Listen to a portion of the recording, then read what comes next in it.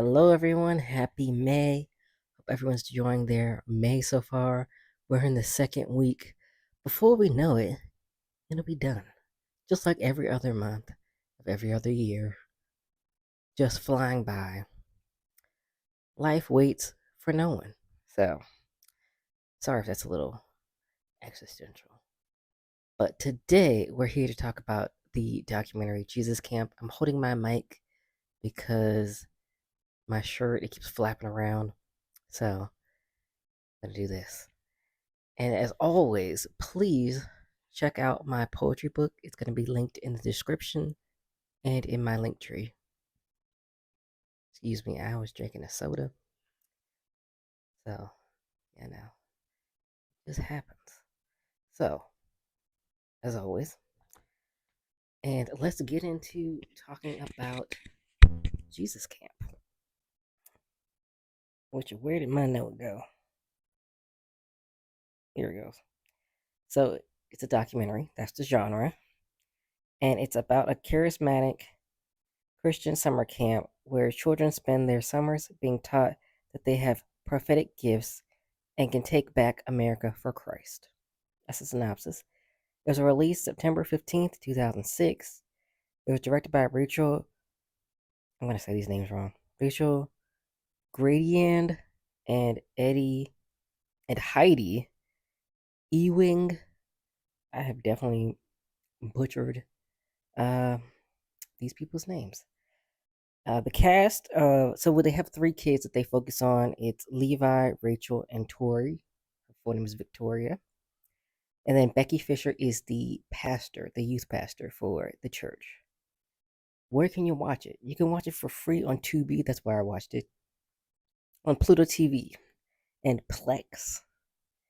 For subscriptions, you can watch it on Sling TV and rent or buy it. Amazon Prime, Apple TV, Google Play Movies and TV, YouTube, and Fandango at home, which I think is technically Vudu, so slash Vudu. Those are all the places that you can see it. I would definitely say watch it for free. I mean, if you can watch something for free, definitely watch it for free instead of spending your money or renting or buying it. All right, so we're going to go over my pros, my cons, and my overall opinion, and I have a little rant. So the pros, the first pro is the cinematography is really great. The shots over like the landscape as they're going through like the town and stuff are really beautiful. If I could figure out how to edit in a clip like in a day, I will put that in because it really is really beautiful. I will give it that. And the shots of the campgrounds, like the woods around the campgrounds, are really good. And overall, I think it was shot very well, especially for 2016. I mean, 2016, 2006. Excuse me. Uh, yeah, it had really great camera work. And then my second and final pro is well, the people are passionate. You know, I will say conservatives, they're always passionate about their beliefs, uh, even though it can definitely infringe on other people's rights.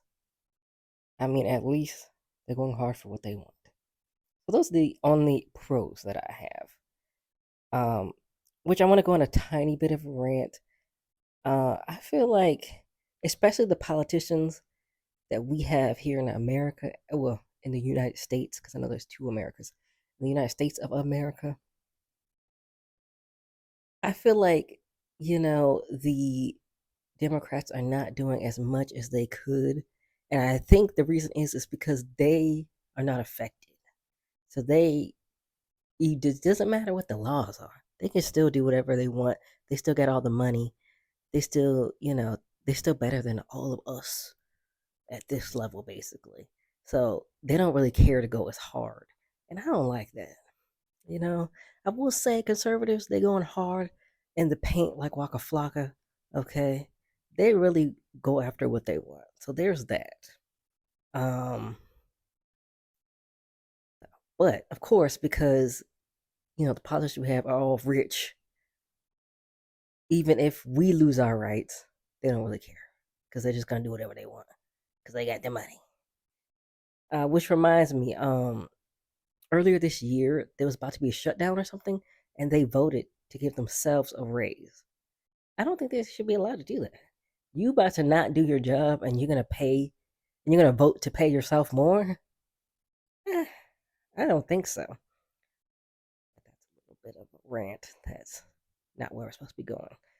But oh, I did want to mention the part about Democrats like not going as hard because it doesn't really affect them. It affects us. You know what I mean? So there's a little rant. So let's get into the cons. And I'm going to talk about some shocking moments as well. My first con is the negative generalization of Islam and people who are Muslim. It was egregious. I hate this because I feel like every conservative that I know has a very negative opinion of Islam among other religions, even within Christianity, which some of them I do understand. But, like, for example, ask a Baptist what they think of Jehovah Witnesses and ask a Mormon what they think of Scientologists. Like, even within Christianity, there are definitely negative opinions about each other, but definitely a united front of negativity towards Islam, and I hate that. And I feel like every religion has its extremes and shouldn't be just negatively generalized. And I feel like that is dangerous because it can lead to hate crimes against innocent people. And I know people are being less religious than they've been before, but I still feel like, people are religious. Or, I mean, well, let me say this. I'm going to say a lot of people are Christian still, despite like Christians feel like they're. I'm not saying, I mean, I'm a Christian, but I'm not like hardcore about it. But I feel like the hardcore Christians feel like, oh, there's not any more Christians. We're a minority. You're not, especially white male Christians, white women Christians. You're very majority. You are very represented. Don't worry about that. So yeah, and I also feel like, um, like, the hatred for Muslim people is really crazy to me because, there are some similarities between Judaism, Christianity, and Islam. So it's like, why are we fighting? We got some stuff in common. You know what I mean? And there's extremists in every religion. Oh, and she made me so mad. The Becky Fisher, the pastor, because she's like, oh, they teach their kids to have AK-47s and blow themselves up. Not everyone who is a Muslim, being Muslim does not equal terrorist. And I hate that. And of course, that was like 2006. It was 5 years after 9/11. So that's probably not saying it's dope. Not saying it's good. That's probably also affecting as well. Another con, she said she wanted to have useful children. And I don't think children should be used to further the agenda of adults. I don't think so. I really think children should, I really don't think children should have the burden and responsibility, of like the future and what happens in their country, basically. Not saying that they won't have impact because they're politicians all over the world, but I feel like kids should just be kids when they're kids. And then maybe teenagers, young adults, they can worry about the future. Like, why can't kids just be kids? Why do we have to give them agendas uh, in order to change the future? You know what I mean? I feel like you could say that about all kinds of different agendas or alleged agendas, but it's just, I don't like it. But I'm going to talk about that more later. Okay, there's this radio host. It's actually kind of a pro and a con. He seemed like he had some of the same beliefs of the evangelicals of the documentary, but not all the same views. So that was interesting. I wish they had interviewed him to get more of his perspective. He disagreed with using children to further the church's message, and he mentions like Becky Fisher calls in to talk about it, and he's like, "What about free will and indoctrination of the children?"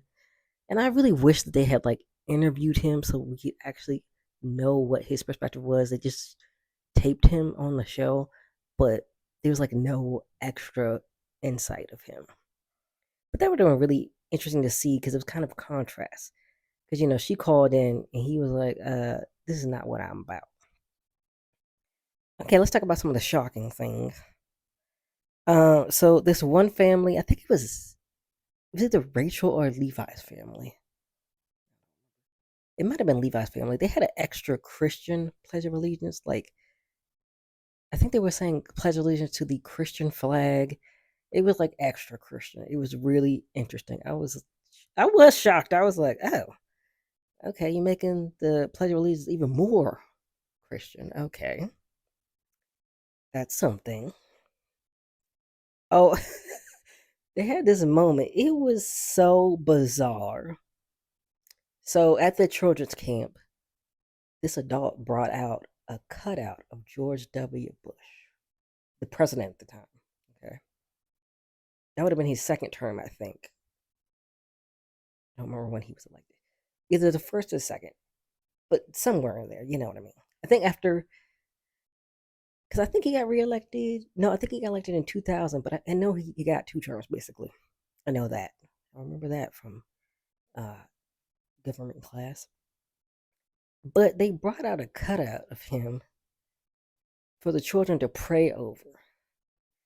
And when I was looking at that, I'm like, if there was a Democratic president, would they have brought out the cutout to pray over him? I feel like you should pray over whoever is in charge of your country, no matter the political party. But I guess we won't know because that's when he was president. It was just so bizarre. I was like, really? They brought out this cutout of this man. And then Becky Fisher said, I hope I'm saying her last name right. I think I am. Democracy will destroy stuff because everyone has to be equal. So it doesn't sound right to me, especially as a white woman saying this. What do you mean democracy is going to destroy itself because everyone has to be equal? Does democracy only work because people are not equal? That doesn't sound right to me. And the implication that she doesn't think that everyone should be equal. And I'm not sure if she's saying that in a racial way or a religious way. She did not specify it, but I mean, after the comments about Islam, I kind of got some racial. I feel like it has to be some kind of racial undertone, and also religious and probably sexual orientation as well. So I didn't like that because everyone should be equal. Is that not what? Let's say, for example, you go to heaven. You want everybody to be equal in heaven, right? You wouldn't go to heaven and be like, black people can't be in heaven. I don't know. I didn't like that she said that. Oh, and then they were like, I'm gonna try to describe this. So basically, when you try to get somebody to become a Christian, they're like the kids and the adults were on there protesting for pro life, right? And they were going around telling people about Jesus. I guess it would be testifying, evangelizing. I don't know if I can't remember if there's like a word for it. I haven't been in church in so long, y'all. But basically, they're trying to tell people about Jesus. So one little girl, I think it was Rachel, sees a group of black people. I'm going to talk about this. I feel like it's really specific because why did she think this about the black people? They were like three security guards or something. So she asked them, "Do you know if you die, will you go to heaven?" Something along those lines. And they're like, "Yeah." And she's like, "Are you sure?" They're like, "Yeah." And then she leaves them and she says, "I think they were Muslim." Why do you think that the black people are Muslim? And I'm gonna be honest, this was like during the end credits, so people were walking by and they were trying to give them pamphlets, I guess, about Jesus, and they weren't taking them. But Rachel said they might already be Christian, and I can't remember if they were like white people walking by her or I think it was a mixed group of people. So I'm like, why is the three black people got to be Muslim and then the other people might be Christian? So I'm like, what are they telling these children that dark people don't believe in Jesus? I don't know. That just sounded so weird to me. Um, So yeah, that's when they were in DC and they had protested at, I can't remember. I don't know if it was at the White House or if it was at some other political building. I can't remember. But yeah, let's give my overall opinion. I will say, having grown up in this type of church, I can say I can see. I think that's what I meant to say. I can see how strange it is on the outside looking in, especially the part where the kids are speaking in tongues. Because I feel like this is gonna sound. I'm gonna try and explain it as best as I can. So what you're supposed to.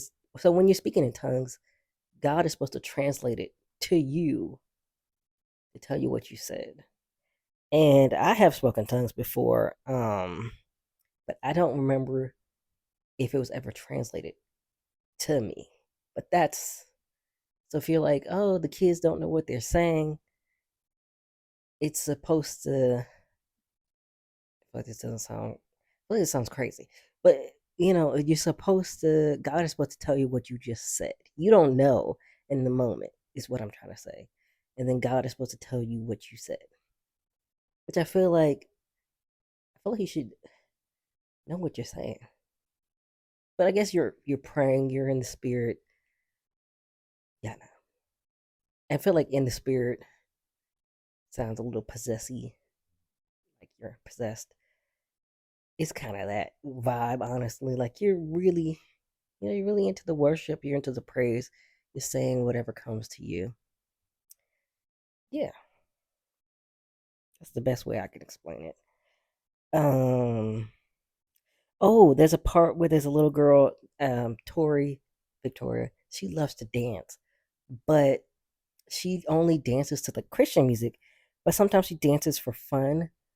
Um, and she says like she can't dance for fun basically because it's of the flesh and it's bad to just dance because you want to dance. If of the flesh is basically anything outside of what is deemed godly, basically. So she can't just dance for fun; she has to dance for God. And I just feel like that's just so. I feel like children should not be worried about that, in my opinion.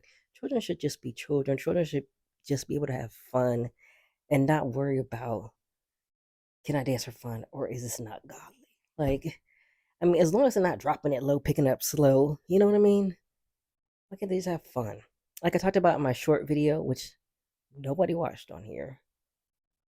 Not to make you feel guilty, but I didn't get any views on my short on here. But there was a part where the kids were telling ghost stories, and an adult comes in and is like, does this honor God to tell ghost stories?" It's like such a buzzkill, basically. And it's like, why can't you just tell ghost stories? It's not even real. um,